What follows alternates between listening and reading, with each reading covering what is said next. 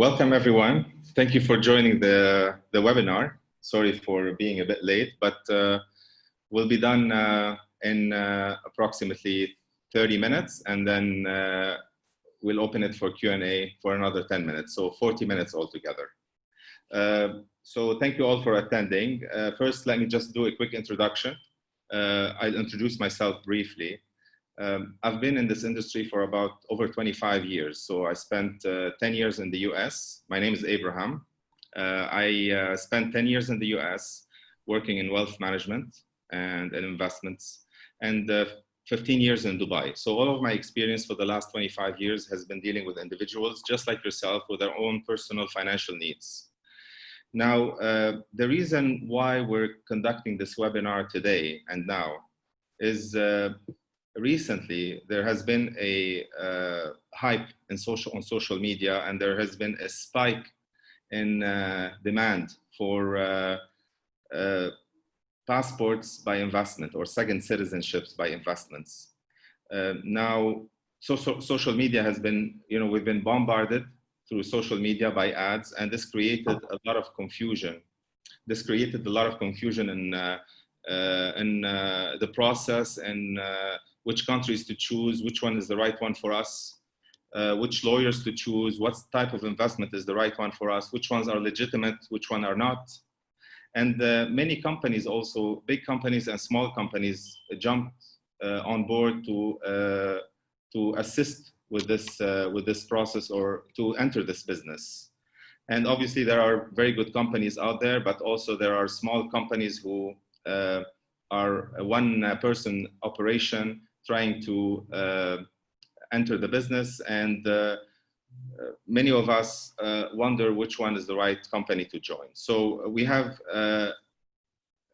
started this, or we have decided to go ahead with this educational webinar to talk about the 16 plus different countries worldwide. So it's an educational webinar so hopefully by the end of this session, you would have a full picture of what are the countries offering this. All your questions would be answered, hopefully, and which one is the right process for you.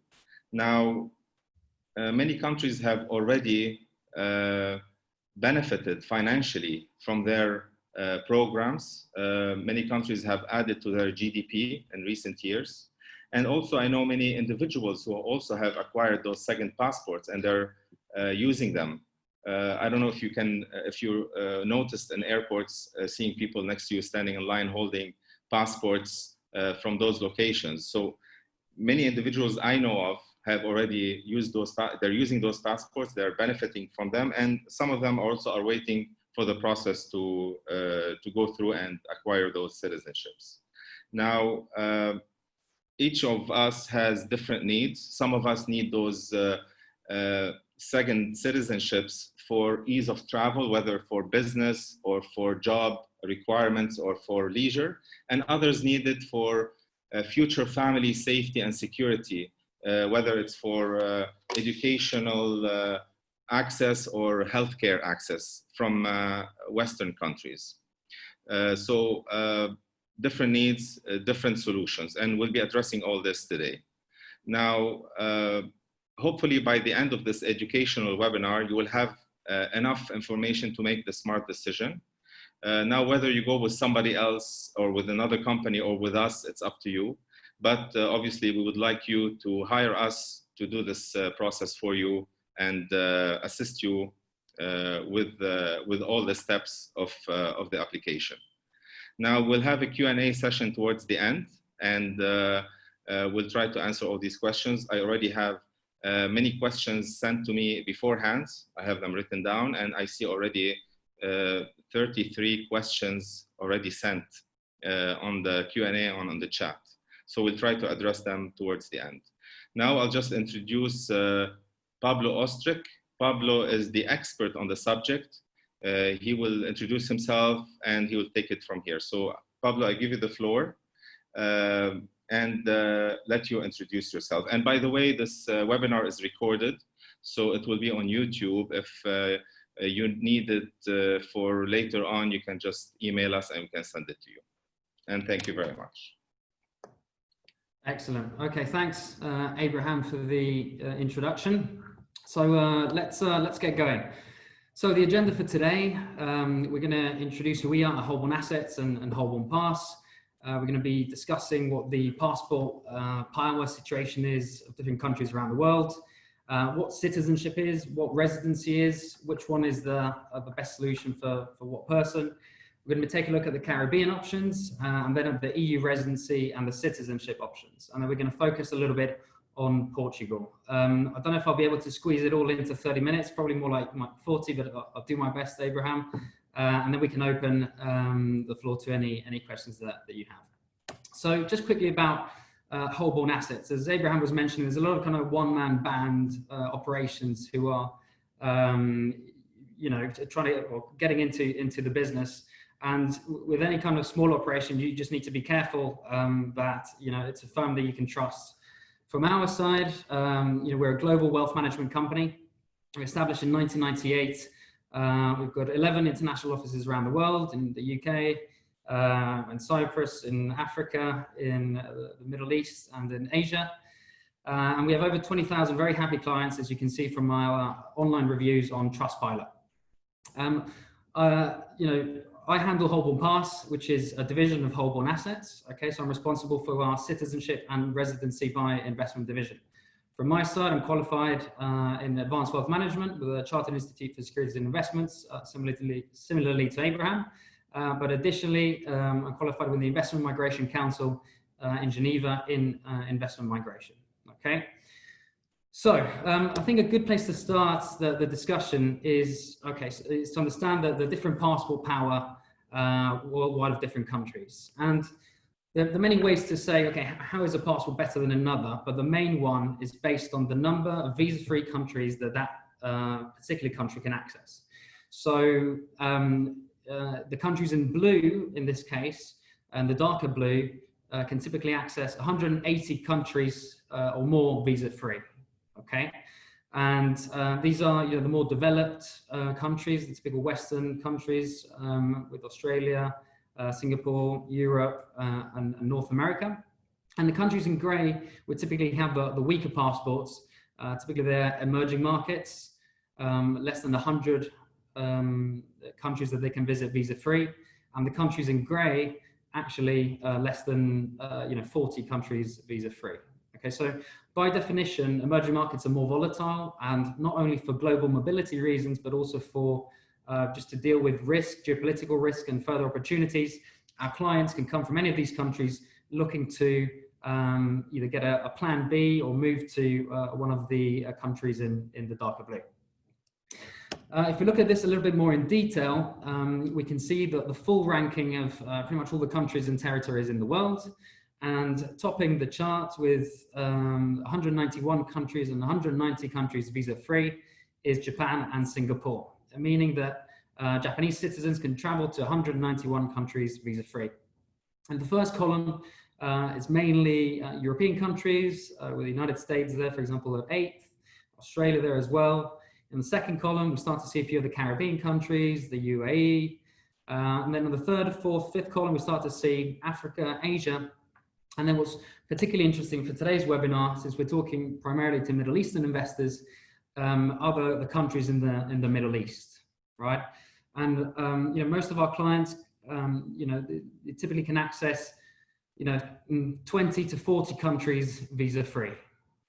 Okay, and you know, you can't choose. We can't choose where we're born, but we can choose where we want to do business and where we want to live in. So it's for this reason that you know, a lot of Middle Eastern clients, and it's very popular in this region to get the second passport.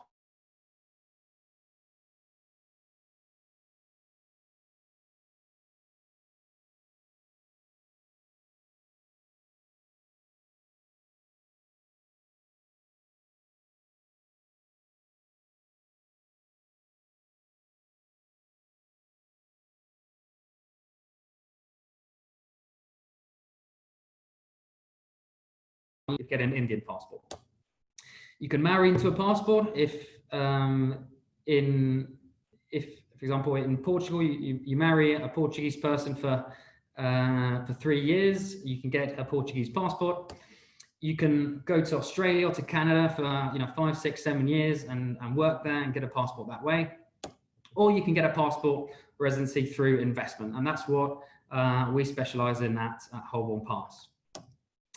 So, this industry started in 1984 with St. Kitts offering the first passport for investment. And really until 2008, it wasn't really that big or that popular. But with the financial crisis, many programs sprung across the world. And now there's over 25 different country programs that are available for investment. And they all work kind of similarly. Typically, an investor from an emerging market would purchase a real estate investment into that foreign country, or they donate an amount to the government, very popular in the Caribbean, or they'd open up a business, or they can invest into funds or into bonds, such as in the case of St. Lucia. And in return for this investment, if it's a residency by investment program, the investor will get a residency card that will let him and his family live in that country. And in some cases, work in that country. It really does depend on the program. If it's a citizenship by investment program, the investor will be a citizen with full rights from day one that he has his passport.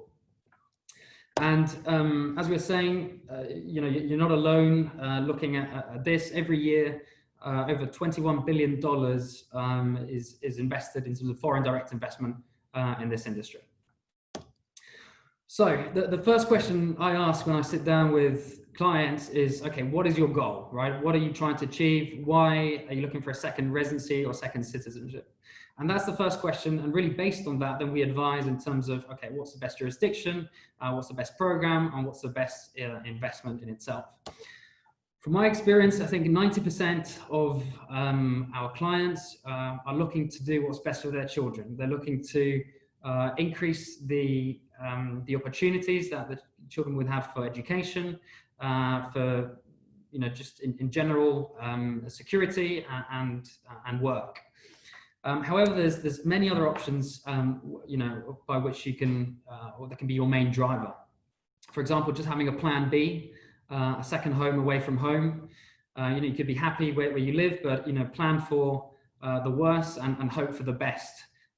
Seems to be a good financial plan.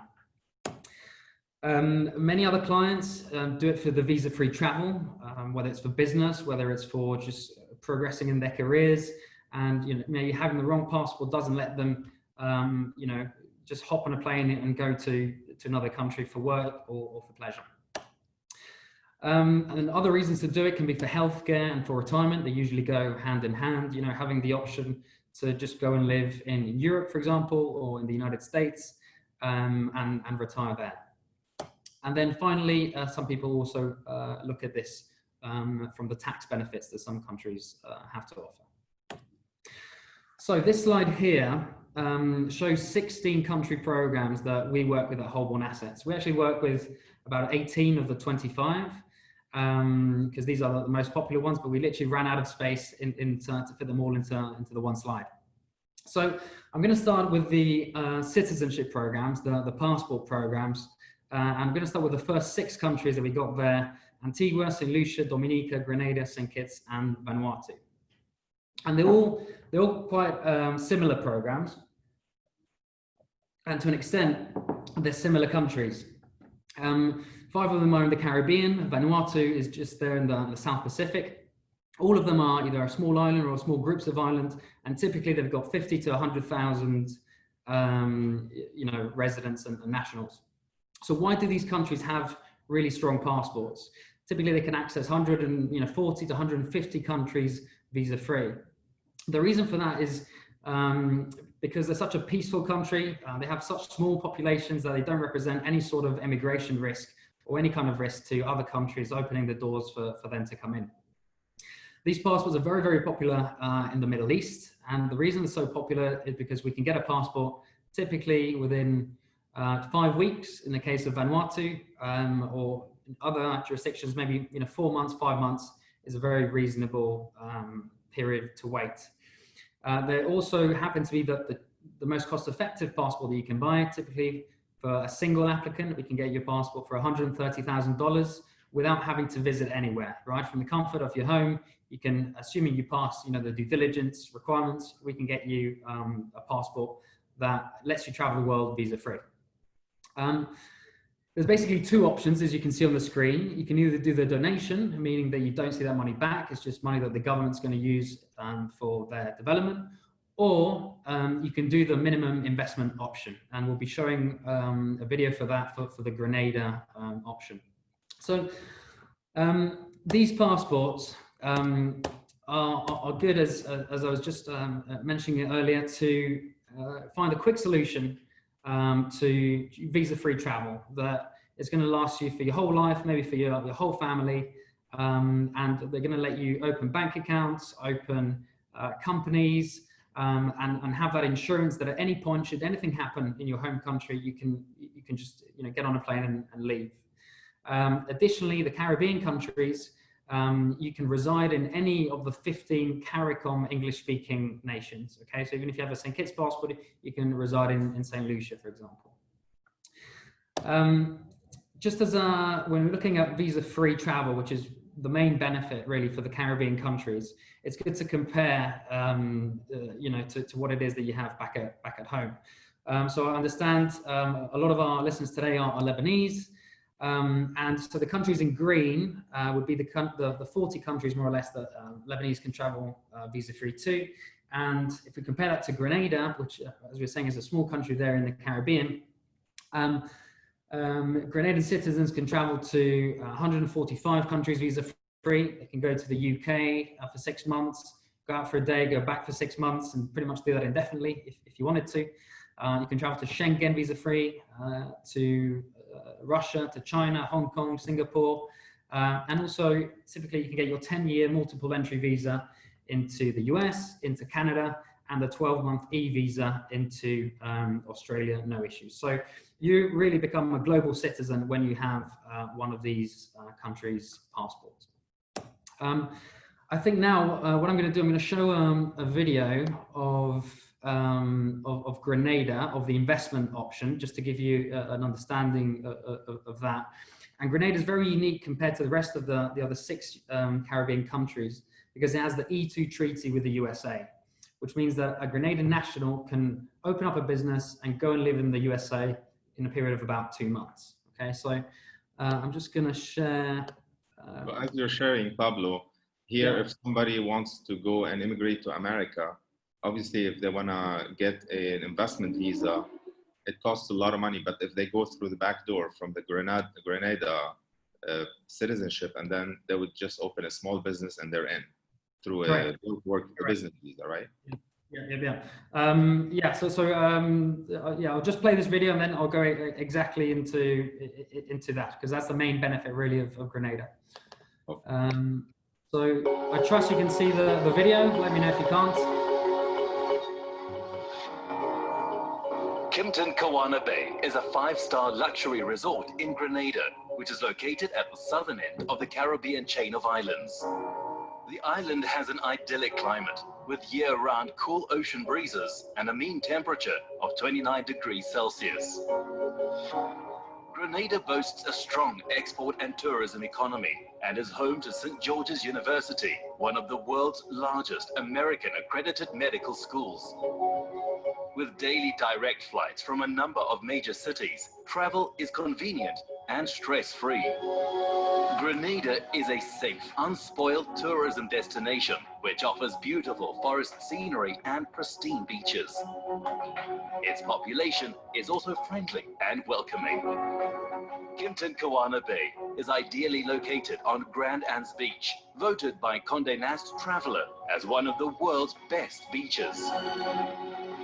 Kimpton Kawana Bay is currently the only CBI project in Grenada offering title-deeded real estate at the approved price of $220,000 US.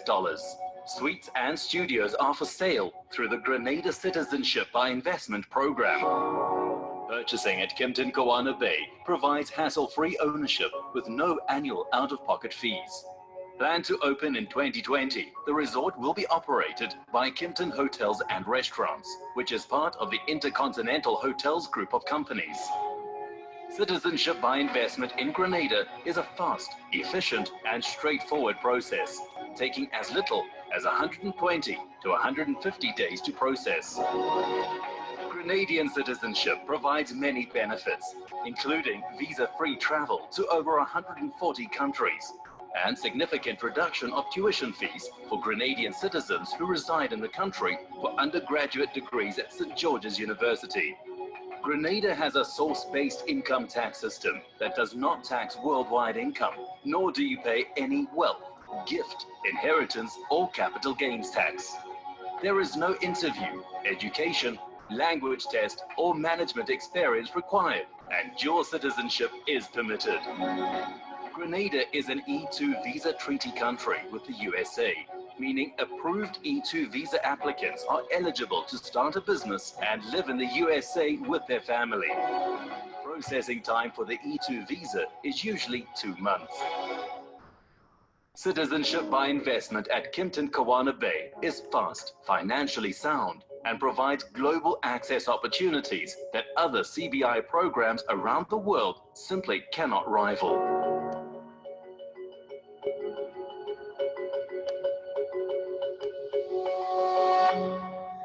So I don't know about you, but every time I see that video, I really want to go on a vacation. So hopefully, yeah, end of this year, the vaccine is out. So either this year or next year, I'll be definitely going to visit.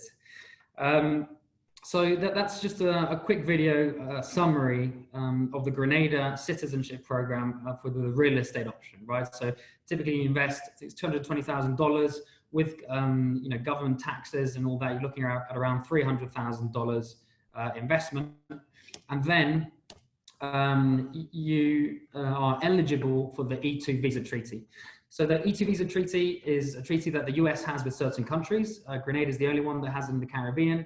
And basically, under this treaty, you can move to the US within 2 months' time, open up, for example, a nail salon for $80,000 or a pet grooming business. These seem to be the two popular ones at the moment. And you can move to the USA with your family, and you don't have to spend, you know, 11 months a year there. You're not going to be taxed on your worldwide income. And that's the, as Abraham was saying, this is like a second way, easier way to get into the US. If you want to do it by the investor program, you're looking at a $1.8 million investment or 900,000. You have to be in the US for, you know, 5 to 6 years for 11 months a year. You might have to wait for 3 years until you can actually go to the US. So having this in your back pocket as a plan B option, if you like the US, that at any point you can move there, is quite popular for anyone that, you know, likes the United States of America. So this would be, as we're saying, the investment route in the Caribbean, right? When you go down the real estate purchase option. Another very popular option in the Caribbean, and we'll finish the Caribbean topic, if you like, with this country, is Vanuatu. Vanuatu, which is a beautiful country there in the South Pacific between Fiji and Australia, came into the citizenship business just 4 years ago and has had massive success, particularly now where the tourism industry has been decimated. I think passport sales, if you like, account for something like 50% of the GDP, which is ridiculous. The main benefit of why would you choose Vanuatu above maybe another jurisdiction is that the process is really fast to get the Vanuatuan passport. It's 5 to 6 weeks. We can have a passport in our client's hands. You can include your kids, you can include your parents, all in the one application, and it can be passed down generation by generation. And you've got all the Schengen, UK, Russia, Hong Kong, Singapore countries that are very desirable. Again, I'm not going to spend too much time on Vanuatu because it is very similar in terms of the benefits that you get with Grenada, besides not being able to access to the US. For a single applicant with the due diligence and the legal fees, you're looking at around $150,000. Husband and wife, maybe $170,000. Family of 4, close to $200,000. Okay. So that kind of concludes the Caribbean passports. They're all part of the Commonwealth, so it's often called the Commonwealth passports. And now we're going to move more onto the European residency, European passport. So there are 2 European passports that are available for sale, and they have citizenship programs, and they're Cyprus and Malta. We can get these passports in the case of Cyprus in about 6 months, Malta about a year. And in the case of Cyprus, you have to invest 2 million euros into real estate in Cyprus, and you can recover that investment, most of it after 5 years. In the case of Malta, you invest close to 1.2 million. 700,000 of that is a donation, meaning that you don't see that money again. The reason why these countries are so expensive is that they're playing with the fact that once you have an EU passport, regardless of if it's Cyprus, Malta, or Germany, you can live, work, and study in any of the 27 EU countries. So that's the reason you could, your kids can study in Germany, you could go and work in France, you could retire to Spain. You have 27 countries, if you like, within the one passport. So, Cyprus and Malta, they're very attractive, but obviously they come with a price tag, and which only a few people can afford. Then we have Montenegro and Turkey, which aren't part of the EU, and in the case of Turkey, will very likely not be part of the EU. In the case of Montenegro, however, they're the next country to join the EU. They've been trying to join for 15 years, but they're finally in Chapter 8 of the accession talks, and they should be joining in 2024, 2025. So Montenegro came into the passport business just last year, and a few first investors have started to receive their passport. Typically, you have to invest 100,000, which is donation, and $250,000 into a project, which you get back again after 5 years. So you're looking at around 400,000 euros for the Montenegro passport, which could become as valuable as a Cyprus passport in 3 to 4 years if they join the EU. So that kind of covers the different passport programs that are available in the world. And hopefully you can get an idea, what passport is good for what, right? So the Caribbean countries and Vanuatu would be good to have an immediate solution that's cost effective, that lets you travel the world visa free, lets you open bank accounts, lets you open companies. In the case of Grenada, you've got that option with the United States, where you can move to the US within 2 months. And then Cyprus and Malta, you've got the full benefit of the 27 EU countries of living, working, and studying in any of the 27 countries. And then Montenegro and Turkey, again, interesting options. It could be a good bet to get the EU passport. And in the case of Turkey, you invest $250,000 into a property of your choosing in Turkey. And after 3 years, you can sell and get that money back. What's interesting about Turkey is that it also actually has the E2 treaty with the United States and the Ankara business agreement with the UK, meaning that you can, as a Turkish citizen, you can open a business in the US or in the UK within a few months. So that kind of concludes the passport programs. And we're going to move now onto the residency programs in Europe, okay? So a residency program, in all cases, lets you live in that country. And in some cases, it lets you work in that country. So in the case of UK, Portugal, and Spain, if you have a residency program from one of these countries, you can live and work in that country. If you get a residency program from Greece or from Germany or from Cyprus, you can't actually work in that country. You can only live there. You can open up a business. But it's an important distinction to bear in mind when picking a residency. For example, Greece and Spain and most of the European countries, if you're looking to live in that country and have it as a plan B, so if you're obsessed, you want to go and move to Spain, where I'm from Madrid, so I encourage you to do that. You can pick up the Spanish residency program and live there, and only after 10 years will you be able to get the Spanish passport. So another very important distinction, which is key to understand when making your decision in a residency program, is that these residency programs can become a passport after, if you see here in the first column, 5 to 10 years, okay? but you have to live in that country for those 5 to 10 years to get that passport, with the sole exception of Portugal. Okay, so in the case of Portugal, you can buy a property in Portugal. Prices start actually at 280,000 euros. And you don't have to live in Portugal. You can carry on living in Lebanon, in the UAE, you know, wherever you're based. And after 5 years, you can get the passport. And for that reason alone, Portugal is by far the most popular EU residency program, because it's a mixture, if you like, of a residency with a citizenship program, because at the end of the 5 years, you can get the Portuguese passport. So once you have the Portuguese passport, you can live, work and study anywhere in the 27 EU countries.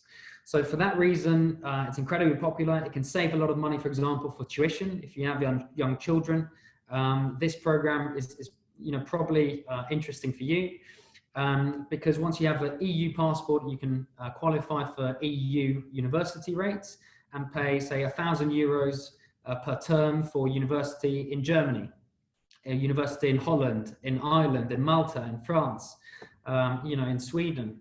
You can, pick where to send your children, and it represents a saving of, $200,000, for example, that you've been spending if you send your child to study in the United States, for example, or in the UK for that matter.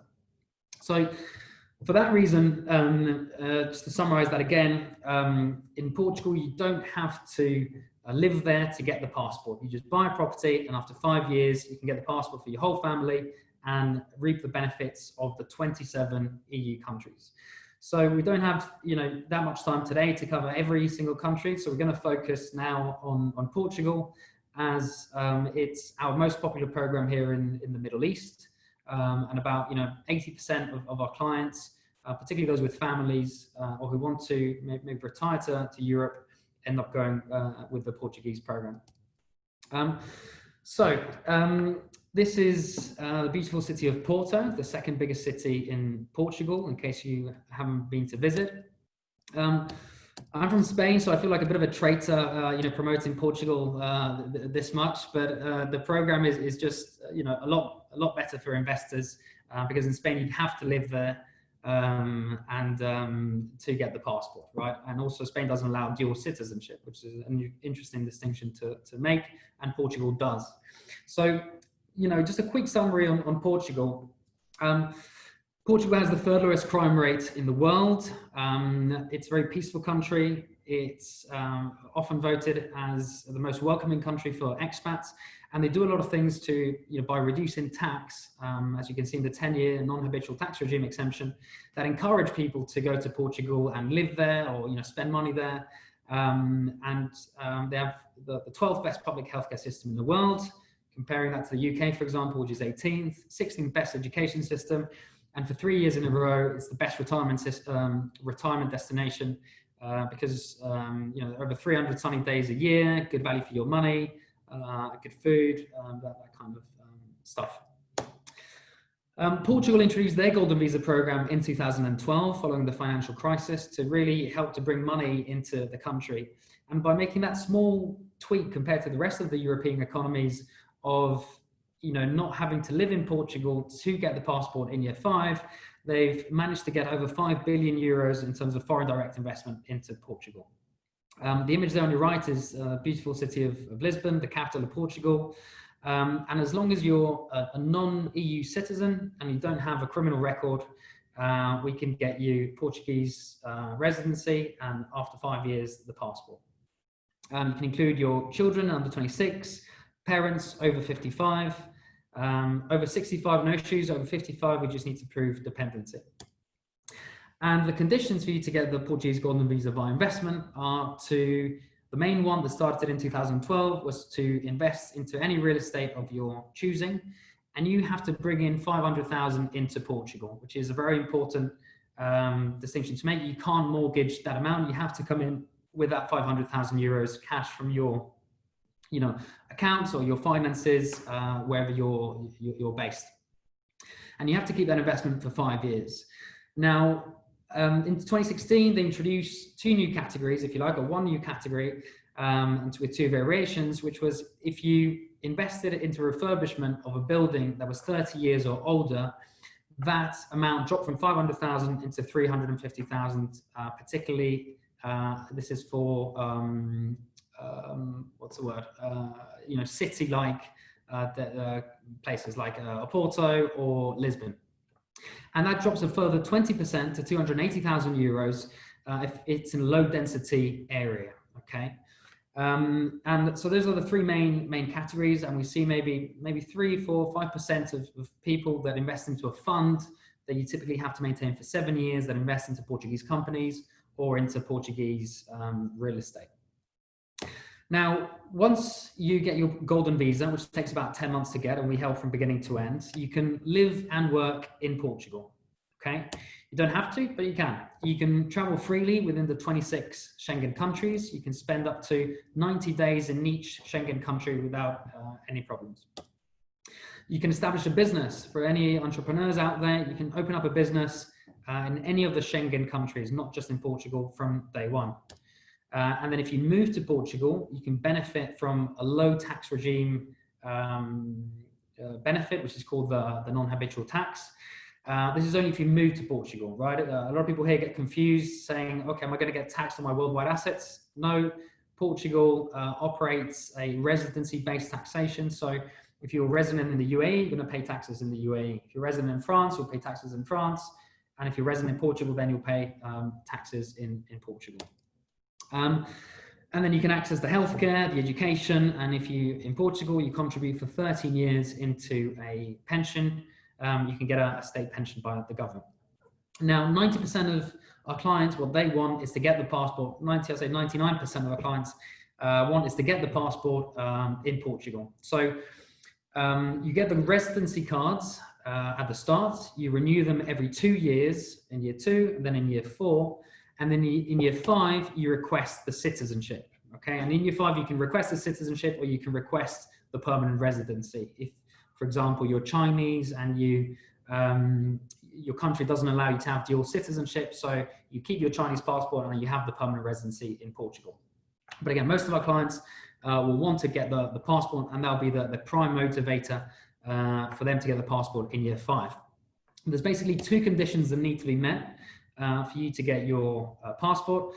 First of all, you need to visit Portugal for 5 weeks in that 5-year period. So that's a total of 35 days that you can go at it as you like, but typically we recommend that in year 2, when you're renewing your residency cards, you spend 2.5 weeks there, and then in year 4, when you're renewing your residency cards, again, you spend another 2.5 weeks there. And then the other requirement is to have the A2 language level of Portuguese, which is a very, very basic beginner level of Portuguese. And there's basically 2 ways that you can get this requirement ticked off. One, you can take, again, a very basic multiple choice A2 language level test. Or option 2, you can attend a certified Portuguese language school in your home country for, say, 5 to 6 weeks. Attend, a couple times a week. You can do that with the whole family, and then that requirement will get ticked off without the need for an exam after 6 weeks. Another question that a lot of people ask is, if your kids are young, they don't have to take the test. If you're, for example, if your parents are older, I think it's above 65, they don't have to take the tests either. So once you have your Portuguese passport, you have the 4th best passport in the world that lets you travel to 185 countries visa-free. So all those countries that you see there in green are the countries where you can travel visa-free. And then the most important benefit, and which has so many ramifications to families in particular, is that you can live, work, and study anywhere in the EU. Okay, so anywhere in the blue countries, you can live, work, and study. Your children can access low tuition rates for €1,000 a term in any of these countries. You can retire to Italy if you love your pizza, for example, or go to Spain if you like bullfighting. It's the only thing that came to mind. Or to Greece, or you can work in Germany, in Ireland, etc., etc. So that hopefully summarizes just the Portuguese golden visa, the passport. In terms of the process and timeline, it takes about 8 months, and we help from beginning to end until you get your residency cards, and then the renewals, and then the citizenship. I'm not going to go through all of this today, but it looks kind of complicated, but it's actually quite simple, and we help with the whole thing. And you only have to go to Portugal once you've been approved by the government in year 5 to do your biometrics for about half a day, and then we'll get the residency cards couriered to you. Okay, so we help from beginning to end with the whole process. So I think I want to finalize maybe the presentation on this part on Portugal, just going through the investment options that are available. Now, what we see is that most of our clients, their prime motivator is to get the passport in Portugal. So they're willing to sacrifice maybe making the best investment in the world and invest less money, and in turn get that passport, because that's the prime motivator. So what I'm trying to say is that in the first category, under the 500,000 euros, you can get a mortgage, you're going to get capital appreciation, you can choose your own property, but you have to come up with that money yourself, that 500,000 euros. On the other two categories, typically the investments, maybe you don't have that capital appreciation, maybe you maybe you don't have a rental yield, as in the case of the 280,000 euros, but in return, your capital outlay is less. Okay, and these two are the most popular categories amongst our investors. In any case, I'll quickly just go through some of the property offerings just to give you an idea of how they would all work. So we do, as you can imagine, a company of our size, we do a lot of due diligence when it comes to picking the properties and the partners, the developers that we partner with. So under the 500,000 euro option, our preferred partner would be the residencies right in the center of Lisbon, there next to the river Tejo. Prime location in Lisbon. You invest $500,000, we can get $500,000 mortgage, and then we invest in a in a 2-bed for 1 million euros. You can get your capital appreciation, you own the apartment, and you have a rental guarantee from Hyatt Regency in Lisbon. So this would be an option for under the 500,000 euro category. Under the 350,000 euro category, which is a rehabilitation, a refurbishment of a building that's 30 years or older, we're partnered with these apartments in Porto, where you invest 350 to 435,000. In this case, you own your unit. You can get 4% guaranteed for the first year, and you're buying in prime location in Porto. I'm not going to get into the investment case for Portugal, but you can see that online, or we can discuss that at a later stage. But it's a great real estate market to invest into. This option, for example, the Renaissance by Marriott in the center, the historic center of Porto, is going to be the biggest business hotel in Porto. In this option, you have what's called a buyback guarantee, where you put in the 350, and in year 5 and year 6, when you're getting your passport, you're getting the 350 back. Okay, so this investment would be designed for someone who doesn't want any hassle of owning a property. They just want to get their passport, the money back, and get that the buyback guarantee and an additional 3% return. This option, which is there in the Algarve, the Marriott building there in the Algarve, is a ready-built property, just needs to be refurbished, qualifies under the 350,000 euros. And what's very interesting about this property is that the rental return for the 5 years is paid upfront to the client, meaning that if you invest 350,000 euros, 7 days later, you're getting back 52,000 euros into your account, dropping that investment level to 297,000 euros. And there's actually a couple of apartments left for anyone who's looking to move and who can move this fast, because these things take time. There's a couple of apartments left at the 295,000 euro level, which means that with the 15 rental return paid up front, your actual capital outlay drops down to 250,000 euros, making it the cheapest possible option in Portugal. So this property is in prime location there in the Algarve. There is a buyback guarantee as well in this property, meaning that you'll get back your 350 or your 295 in year 6. And yeah, that's it on this project. And then finally, the lowest cost entry project will be the Hilton in Évora, which is about an hour away from Lisbon. And in this option, there's no rental return. You just put in the 280, which is the minimum by law.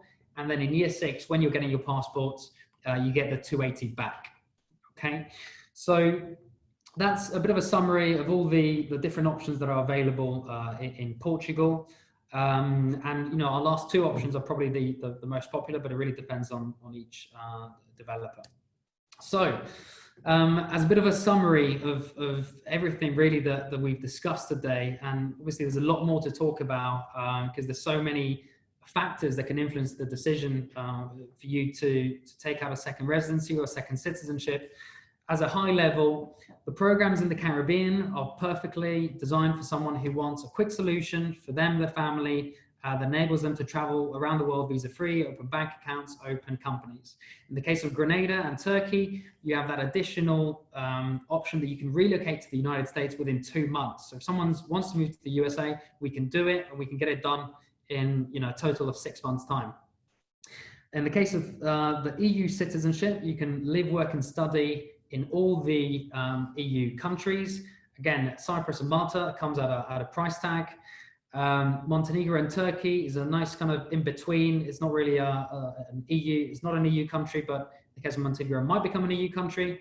In the case of Turkey, again, you can live in Turkey, and you have the business agreements with Grenada, with the US and with the UK, where you can open up a business in any of these 2 countries and relocate with your family to the UK or the US.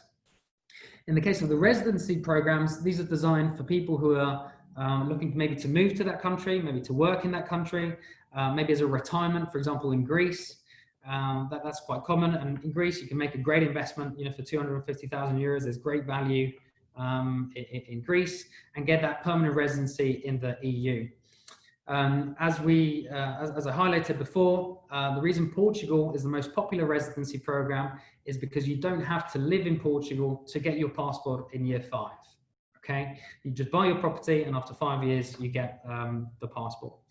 And finally, I mean, UK, Germany, I didn't really touch on too much. UK, you're looking at a £2 million investment, and you have to move to the UK if you want the passport. Germany, it's not actually a government-led program. It's more of an individual state that is offering this kind of solution, but you have to move to Germany, and actually you can't work in Germany, which for that reason it isn't our most or it isn't a very popular program. So you know, I can carry on talking about this for days, and particularly the difference between some of the Caribbean countries. You know, why choose one? Why choose another one? Can you access this country? I can access that country. But hopefully that's given you a bit of a summary of the different options that are available around the world.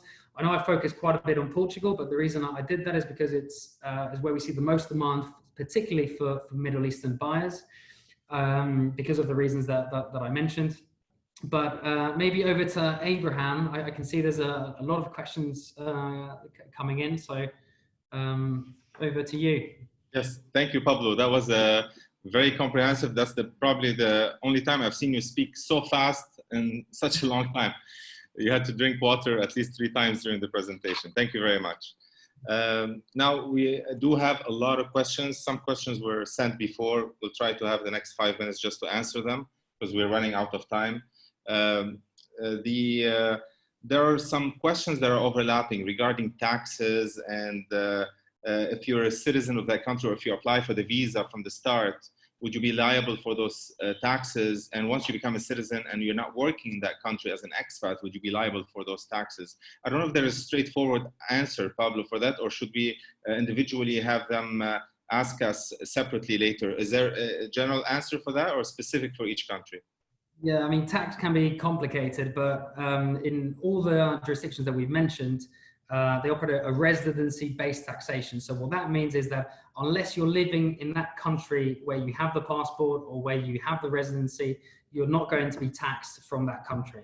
Okay, so you're going to be taxed wherever you're based. Simple. Okay, just like any citizen of any country working and living in Dubai, they don't pay taxes, except Correct. Americans like me, we still have to pay taxes every year. But most other countries are not liable for their taxes if they're away from their home country. That's okay, right. good. Now there were some other questions about the 7-year fund.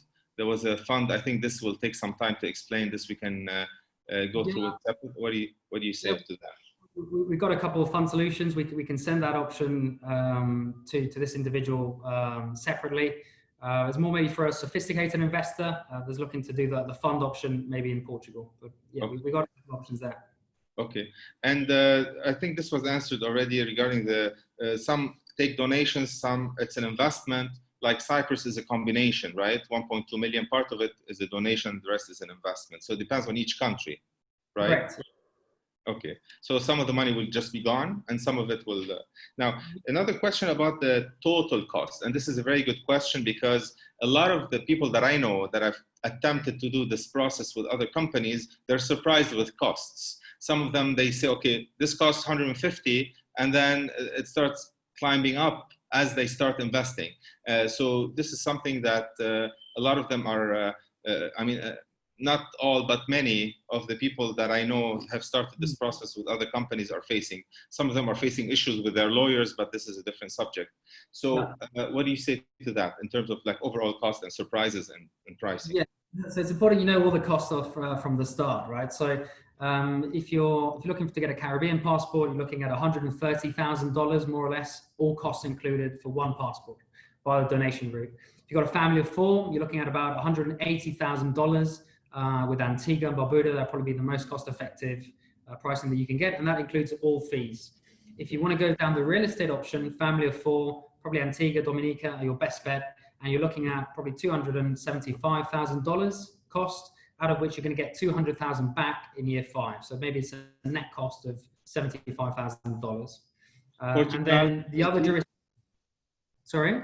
Portugal, 280. Is that the total? Portugal, so 280 would be the property investment. Then you have around another 10,000 euros in taxes to the government. You have to pay your residency card fees, which are 5,000 per person. So say a family of 4, you're probably looking at with legal fees, which are probably around 10,000 euros as well. You're looking around 315,000 euros, maybe all fees included. All fees included. Okay, good. And obviously, when people approach us to do the business on their behalf, we're very transparent from the first minute of the total cost. It's not something that we give them from day one. Yeah. Okay. There was a question was answered, the Portuguese 5-year requirement. So we know what happens during those 5 years. Another tax question. Slovenian program. Have you heard of any of these? Okay. Well, I have an experience with a friend of mine. I'm not going to name the country. It's not Slovenia, but another Eastern European country. He paid about $50,000 in it from Dubai. I shouldn't have mentioned from Dubai. From a country.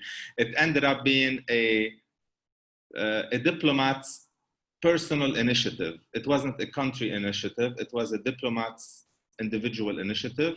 And he got in trouble. He went to jail because of it. So we have to make sure that the program is listed on the country's website and not trust a diplomat from that country, because those are just humans at the end of the day and they can be corrupt. So we have to rely on the website of the country where these programs are listed. Definitely, yeah. So we don't know anything about the Slovenian program. No, okay. Yeah, just be careful that there's programs out there that say they're programs, and then it's quite easy nowadays to just check online, as you're saying, just go on the government website, and if there is a program from the government, then it exists, right? Okay, this brings me to the next question. How come some of them are offered a cheaper way of getting those citizenships? And again, this goes back to if on the website it says 120,000, no way it can be less than 120,000, because that's the minimum that has to be invested for that country. Minimum by law in that country. If you're getting any sort of discount and you even managed to get a passport that way, you run the risk that you spend, say, $100,000, and then a few years from now, if they find out that something was dodgy, your passport could be revoked because it wasn't obtained down the legal route. Okay. Is there a business investment visa? You already explained that. Okay. This is a question from many Lebanese. Actually, we got it. We keep getting it. I get nightmares about this. Can we pay by Lebanese banker's check? Now, obviously, for those who are attending who are not from Lebanon or not Lebanese, in Lebanon, there is something similar to a capital control. So the US dollars in the banks are stuck in the banks, and their value is not their real value, and you cannot transfer them out. So there's no way of paying Portugal or one of those Caribbean islands by real dollars. Those are not real dollars in the banks in Lebanon. So the only option is the real value of these dollars in the Lebanese banks are 1/3 approximately today, are at 35% of their real value. So $100,000 is worth 35,000 real US dollars. So if you're looking at $100,000 Caribbean passport, you need to do the math and calculate around 300,000 US dollars inside the Lebanese banks to be able to convert it to real US dollars. So it's a bit complicated, but no, you have to transfer the money abroad, and bankers' checks in Lebanon and money in Lebanese banks cannot be transferred outside. Can we make payments? Can we finance those programs? Pablo, is there any country that accepts financing? Not really. For example, in the European programs, you can kind of have some sort of payment plan with a developer, but until you have the full title deed in your name and you paid the 280, the 2 million in Cyprus, you won't be able to progress to the next step, which is to get the citizenship application, right? So it will just delay your application, but the answer is yes, you can do some sort of payment plan. Okay, so if you do finance the cost, you're gonna have to wait until the last dollar is paid, and then the process starts. Can you get a loan? Obviously here, if you get a loan, the property, let's say for property purchase, the property has to be mortgaged. And if it has to be mortgaged, then it's not in your name, then it's not yours. So you cannot apply for the program. So you cannot get a loan in the country where you're applying for. A couple more questions. Do you have time, Pablo, for 2 more questions? Yeah, no, I've got plenty of time. So, okay. So 2 more questions. We'll go through it. What's the risk of a country changing their mind? Let's say I apply for something today, and in 5 years, what if they change their mind until then? Well, yeah. I have a logical answer for that. Now, obviously, when you're talking about a European country, it's different than the emerging markets country or another country that also, again, I'm not going to name. So I know of some countries that are not European countries where they start a program, and then a year later, they change their mind. And then whoever bought property is stuck with the property. Now, obviously, with a European country, this is something that is unthinkable. It's not something that, they made so much. They cannot say 5 years from now, oh, thank you for the $100 billion that we got from you, but now we're not going to issue those citizenships anymore. So if there were any changes in their rules, it would be going forward. So if there are changes for the future applicants, so not for the previous ones. This is just from a logical point of view. Yeah, and that's important as well, in particular for Portugal, since we've been discussing that a bit. The government, there's a new left-wing government in Portugal that indicated this year in February, and they actually passed the law in the budget. They got the mandate to be able to change the golden visa in 2021. And what was most likely going to happen is that they were going to exclude Lisbon and Porto from the areas that you can invest in, and potentially increase the minimum prices to a different level. Again, it's a left-wing government, so looking to do what's best maybe for the Portuguese citizens.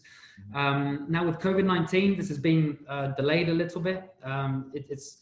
We have no indication it's going to start at the start of 2021, but it could well happen Q2 of 2021. So for anyone who wants to qualify under the current regulations, they should act now.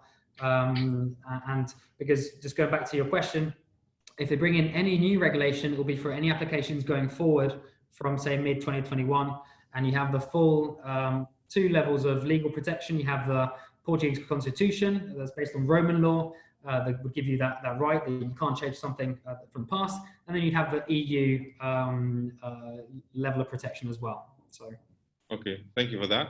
2 more questions I think we can go through. One is one of those islands where you buy the passport, they end up being refused later on by the many countries where you have access to, 150 countries.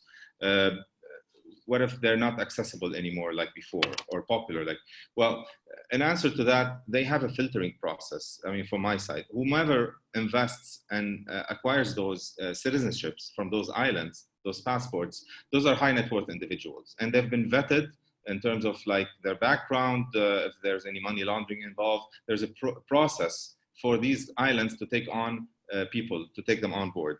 So unless you're a criminal, there's nothing to worry about. But once you get those passports, those countries have brought you as their citizen. So you're not the type of individual that would travel to Europe and try to live on welfare because you don't have any money saved up to live on. So it's a filtering process. They're all high net worth individuals, business people, family people who are looking for a better future. So it's not, from the process of it, it's not something that would lead you to having those passports being revoked in the future. I don't know if you have anything, Pablo, to add to that. No, I think that's yeah, you know, it's usually very high caliber people, and that's the people that these countries want to attract in terms of wealth and in terms of character, right? You can't have a criminal record and get one of these passports in any of these countries. Maybe in Turkey, actually, they'll let you in, whoever you are. But in any other, and most of them, you have to do a very strong, well, in all of them, to be honest, very strong due diligence, 3-level tier due diligence to make sure you're who you say you are and you're of good character. Okay. I'll take one last question. It's kind of a broad question. Is there a guarantee? What are the guarantees? Well, here, I mean, like anything in life, there's no guarantee. So just putting it straightforward. Whenever you invest for something, you have to weigh the risk. You have to outweigh the risk and feel if it's something that you're willing to take on or not.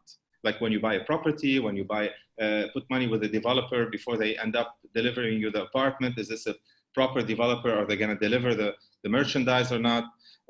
So basically, in order for you to minimize the risk, there's nothing with zero risk out there. You have to make sure. Now, again, whether you go through us or you want to go do it independently, just main things that you have to look out for. One, make sure you choose a good lawyer, because I have known people who their lawyers not answering their calls anymore, and one of them is here with us on the panel.